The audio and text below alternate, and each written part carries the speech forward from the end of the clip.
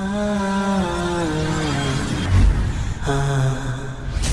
love you, Allah. So the Quran has left no loopholes, and the Quran also has not given the chance to someone or for someone to say, continue oppressing him because he will continue forgiving, no problem. Do you know there is a story where there were three very pious people in the masjid, and there was one youngster. So the youngster was told, you know, those people are very pious. The one in the left is still young. The one in the middle is more pious than him, and the one in the right is extremely pious.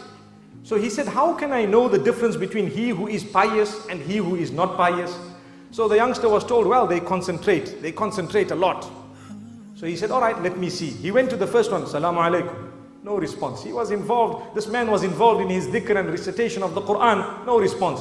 So this youngster decided to give him one clap on his face. So the poor pious person got one clap on his face, and as though nothing had happened, he continued reciting.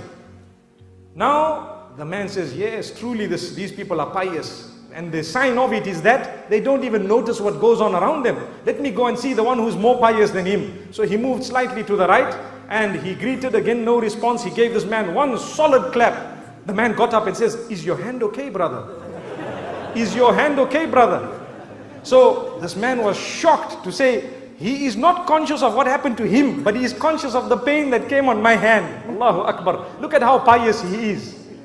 So now this is obviously teaching people how to forgive, isn't it? They didn't even discuss that it was a sin.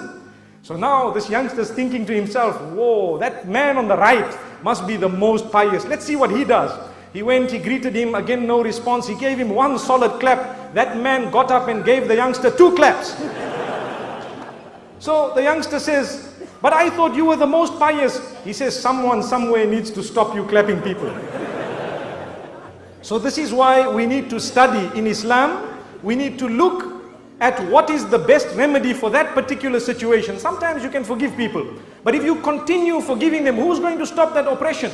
This is why the hadith says that if you do not stop an oppressor from oppressing others, then chaos will overtake the whole community, and then you will make dua to Allah subhanahu wa ta'ala and He won't respond, because you will be collectively guilty of having allowed an oppressor to keep on oppressing or keeping on oppressing the rest of the people. So it's important that we balance it as we have been taught. May Allah subhanahu wa ta'ala grant that to us.